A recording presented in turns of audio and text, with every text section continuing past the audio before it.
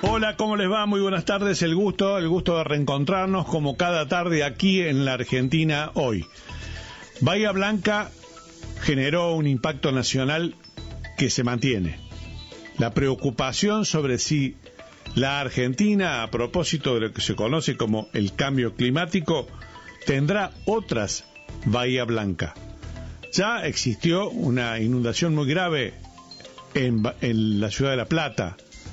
Ya existió, un poco más allá en el tiempo, otra inundación mortal en la ciudad de Santa Fe.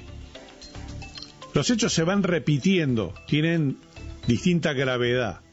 En el caso de Bahía Blanca, las secuelas van a durar muchísimo tiempo. Cadena 3, como ustedes saben, ha cubierto intensivamente lo que pasó y lo que sigue pasando en esa importante ciudad de la provincia de Buenos Aires. Pero hoy en la Argentina, vamos a tratar de preguntar y responder sobre por qué pasan estos fenómenos y si los podemos evitar o morigerar en sus efectos. Por eso convocamos a un verdadero especialista en la materia, a quien vamos a saludar inmediatamente después de este separador. La Argentina hoy. Les dije que teníamos un verdadero experto para hablar sobre lo que pasó en Bahía Blanca. También seguramente hablaremos de lo que pasó en la ciudad de La Plata una década atrás.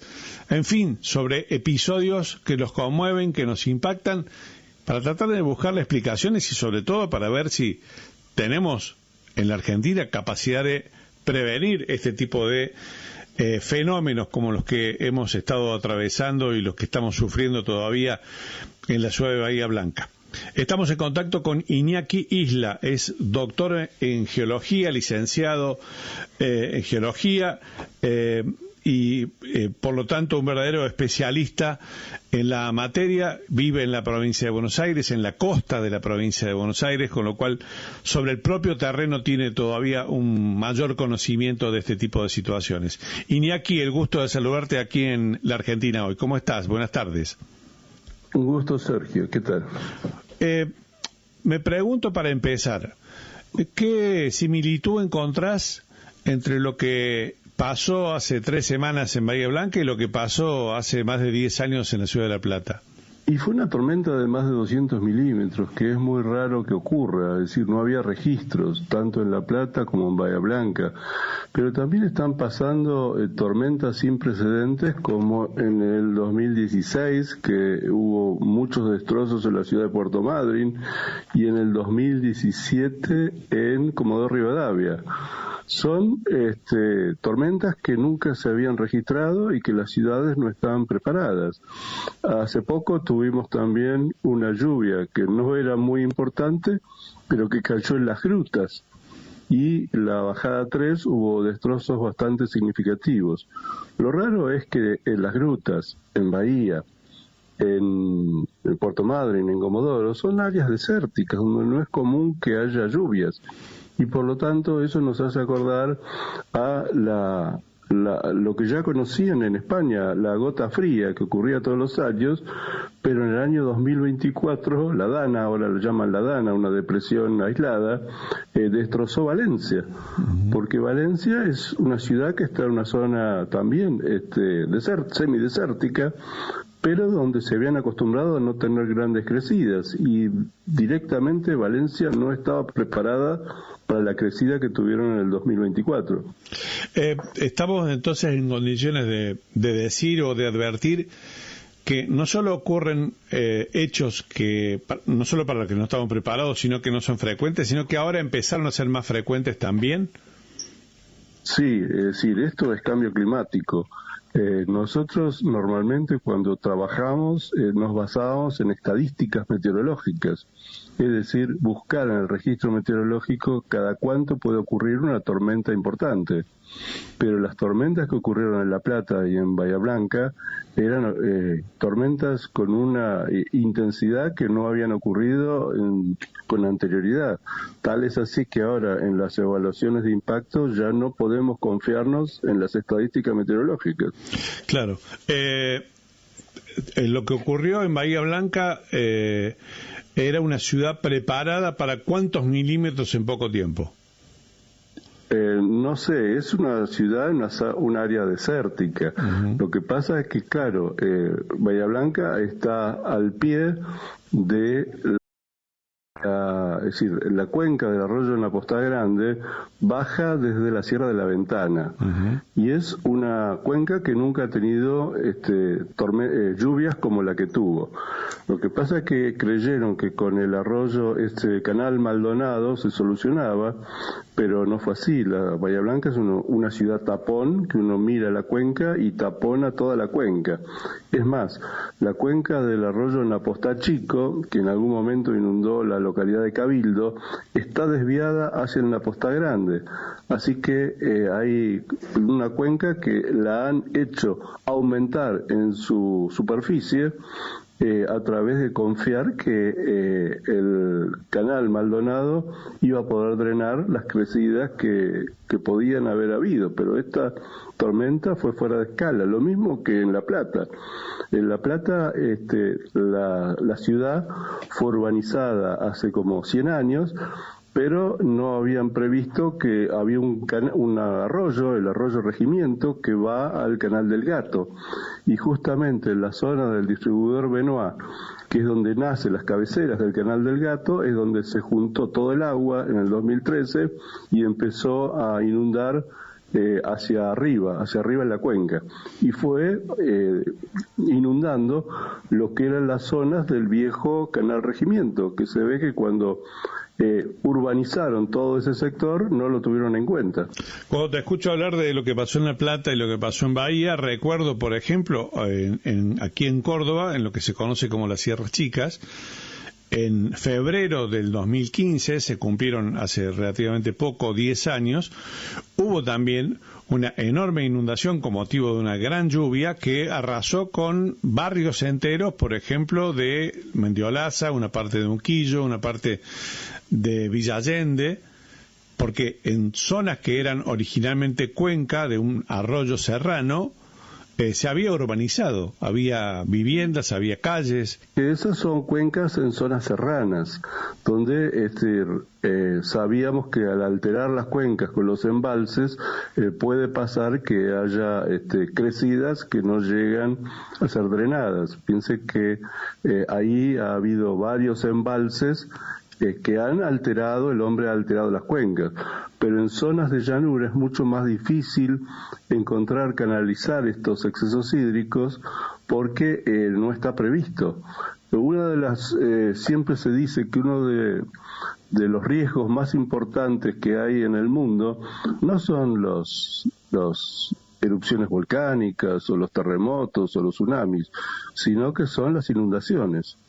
Las inundaciones, que lo que más ha provocado muertes en el mundo han sido las inundaciones en zonas de llanura, como en la zona del Yangtze-Kiang, el río Azul de China o el río Amarillo. Son inundaciones en la llanura donde se desborda todo, y eso es una de las cosas que más llamó a los primeros españoles que llegaron a la llanura argentina, llanura chacopampeana, porque ellos veían que un desierto en poco menos de 1 o 2 meses podía estar todo cubierto de agua, y ahí están describiendo algo que ocurre en este continente, que son las inundaciones provocadas por los eventos Niño, los ENSOs. Nosotros hemos tenido muchas en el 82-83, en el 97-94, 97-98, y en la última, la del 2024, no fue tan importante en Argentina, pero inundó durante varios meses Porto Alegre.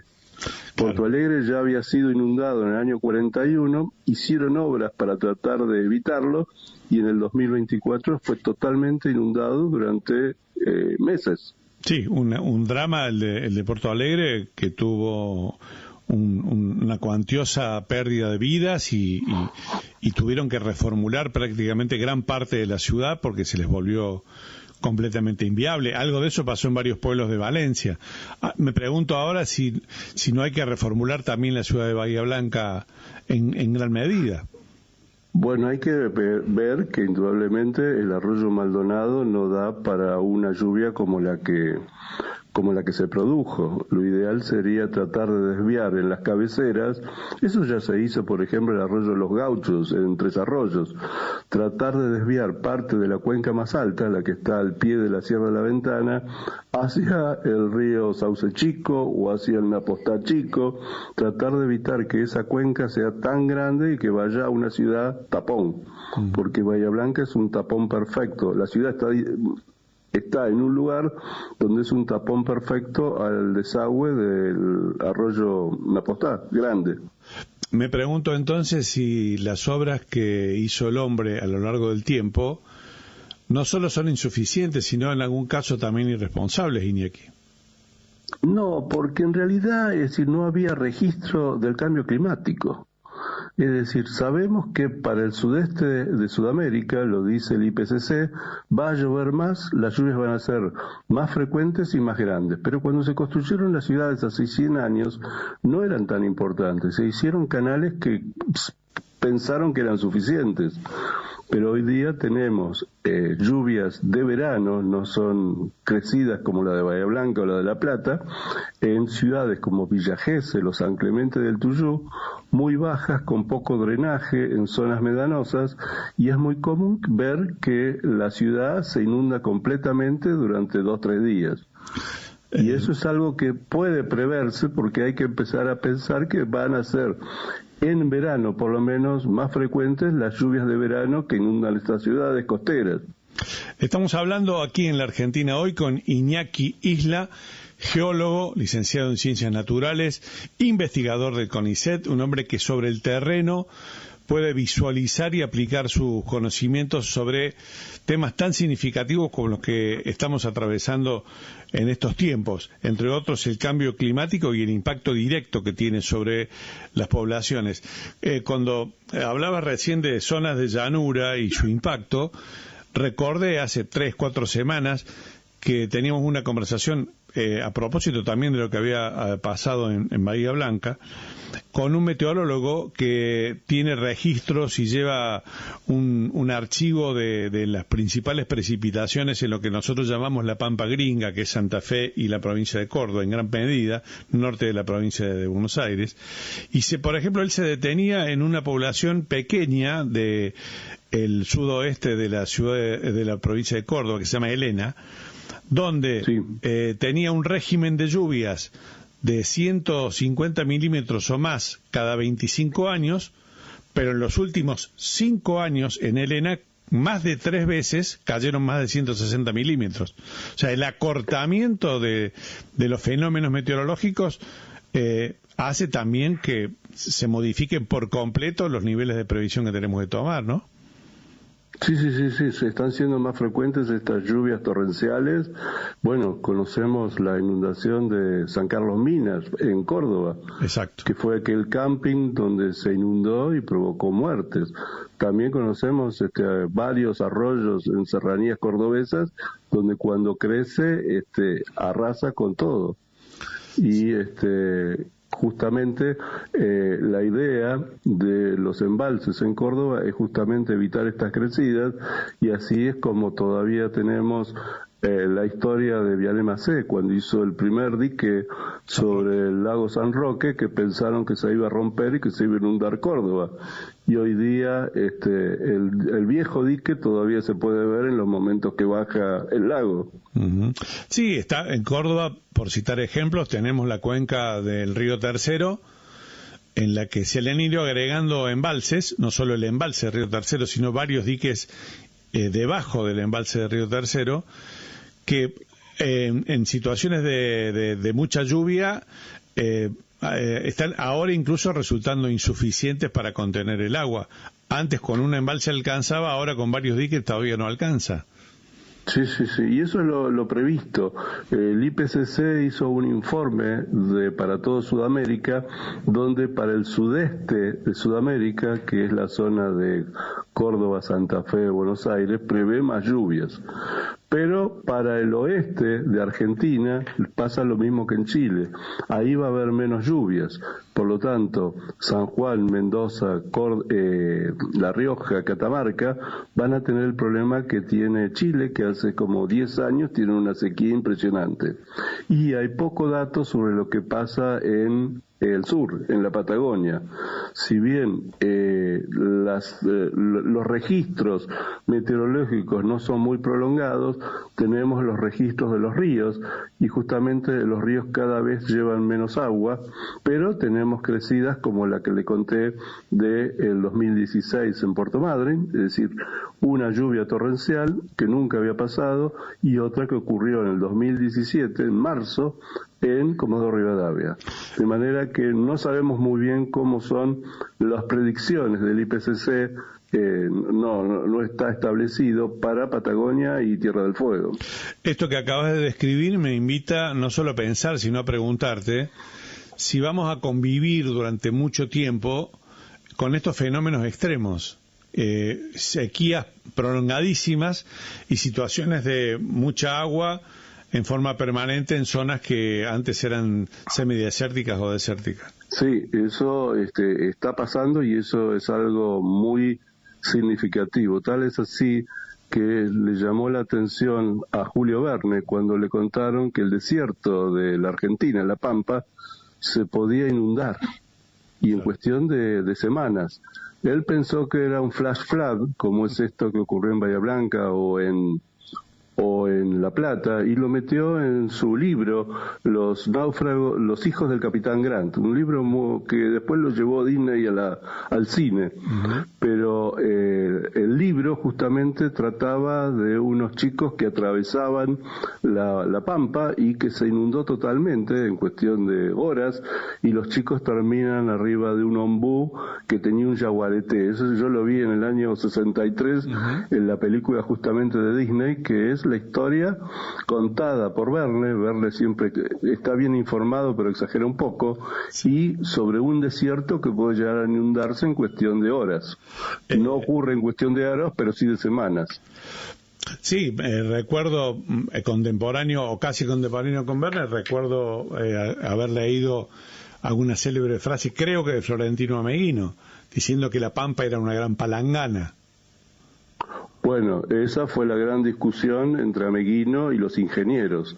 Para evitar las inundaciones, los ingenieros hicieron canales, pero esos canales que se construyeron no llegan a drenar una inundación en línea como las que ya nos tiene acostumbrado. Lo que decía Ameghino es que justamente hay que aprovechar las lagunas, encauzar las lagunas para retener el agua.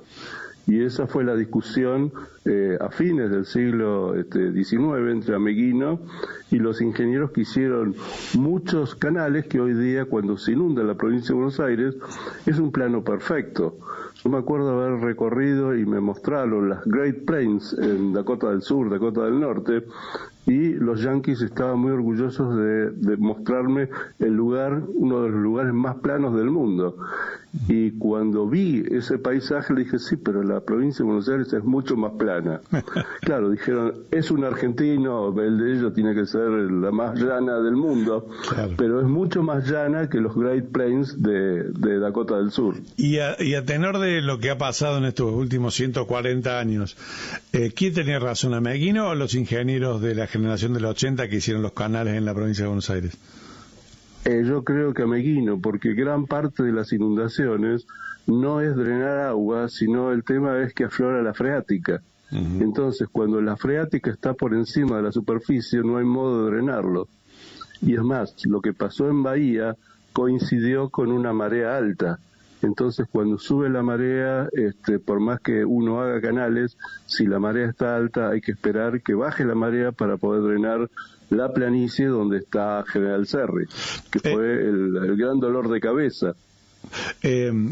Cuando estamos hablando de La Pampa, estamos hablando de una de las zonas de mayor riqueza de la Argentina, provincia de Buenos Aires, Santa Fe, Córdoba, también la provincia de La Pampa, zonas productivas, fuertemente productivas, Te quería preguntar en tu condición de geólogo, ¿qué impacto tienen sobre los suelos este tipo de nuevos fenómenos climáticos que anegan durante mucho tiempo grandes superficies?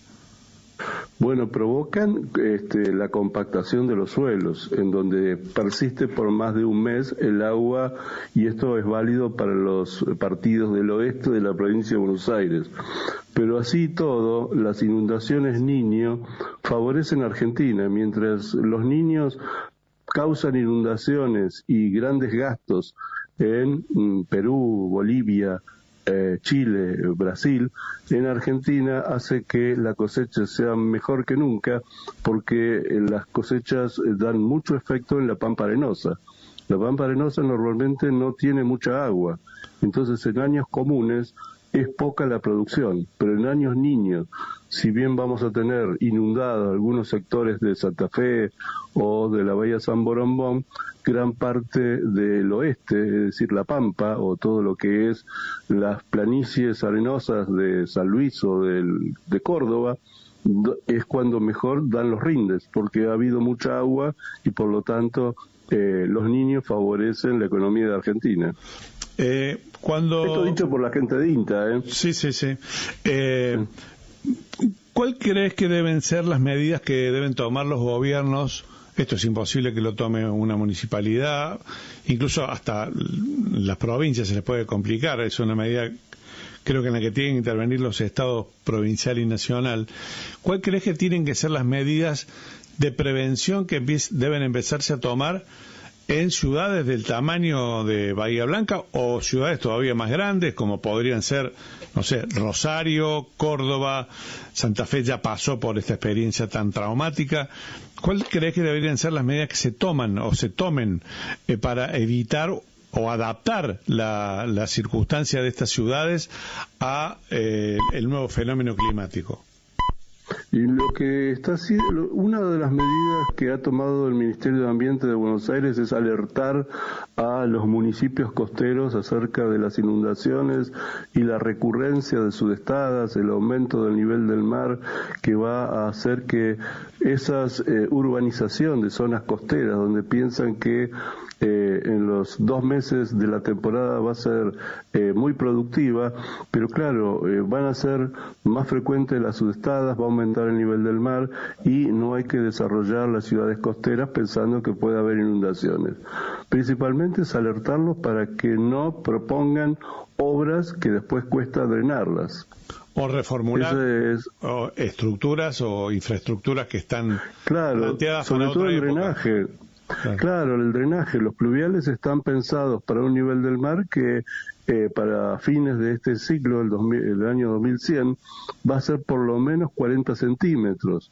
Pero ya advirtió NASA la semana pasada que el aumento del nivel del mar va a ser mayor de lo propuesto, porque si bien hay un monitoreo de las plataformas de hielo, de cómo retroceden, hoy día sabemos que hay glaciares que en el contacto entre el hielo y el agua salada por debajo se están derritiendo a mayor ritmo de lo que se pensaba. Y por lo tanto, lo que dicen es que si bien hubo un informe que tardamos 3 años en hacerlo, acerca de el nivel mínimo y el máximo, dependía de este comportamiento de las plataformas de hielo. Hoy día hubo un gran iceberg que se desprendió a fines del año pasado y se movió hacia el norte, que se llamó A23, pero hoy día NASA advierte de que está haciendo las plataformas de hielo están retrocediendo más de lo que estaba previsto. Nos estamos quedando sin tiempo. Vos sabés, Iñaki, que las conversaciones en la Argentina hoy terminan no con una pregunta, sino con un pedido. El pedido es al entrevistado, en este caso a vos, pedir que le recomiendes un libro que te gustaría que los oyentes de Cadena 3 Argentina puedan leer. ¿Qué libro le recomendarías? Bueno, yo tengo un libro que encontré en la casa de mis padres que ya recibido lo empecé a leer y me llamó la atención, que era Viaje de un naturalista de Darwin. donde Darwin era un naturalista que tenía conocimientos de biología, había visto los museos en Londres y empezó a recorrer el mundo con algo que había leído, que es el presente es la clave del pasado. Y claro, Darwin se encuentra en la Pampa con los armadillos, los tatú carreta, y dicen, pero esto es lo más parecido a un gliptodonte. Y por otro lado, encuentra en las Galápagos los lagartos, esos grandes lagartos, y dice, esto es lo más parecido a un dinosaurio que había visto de manera que es muy lindo ver cómo un naturalista va descubriendo el mundo en su viaje al lado de alguien que no creía en la evolución, que era Fitzroy, las conversaciones que tenían, pero Darwin empezó mirando cómo se comportaba el mundo, que en algunos lugares había terremotos y él pensaba en las montañas suben, y en otros lugares como los atolones veía cómo las montañas se hundían, de manera que ahí empieza a pergeniar en ese viaje que tardó como 2 años lo que después propone como la teoría de la evolución. Claro. Me repetís el nombre del libro, Viaje de un naturalista. Viaje de un naturalista alrededor del mundo. Es el viaje del Beagle en 1833. Del barco Beagle, que después le daría nombre al canal en el Cabo de Hornos, en el extremo sur de la Argentina y Chile. Y se baja en Bahía Blanca y recorre la costa y ve toda la planicie pampeana y dice, sí, pero yo sé que esto se inunda. Claro. Digamos que la vio venir Darwin. Claro, vio venir algo que ocurría porque en Sudamérica no todos los años son iguales. Tenemos años La Niña, donde en Argentina falta agua, en Colombia sobra, o los años Niño, donde se inundan las planicies en Argentina, en Brasil, en Bolivia, y en Colombia hay grandes sequías. Iñaki Isla, te agradecemos este contacto con Cadena 3 Argentina. Fue realmente un gusto poder conversar con vos. Te mandamos un gran abrazo. Muchas gracias. No, un gusto, el gusto es mío. El análisis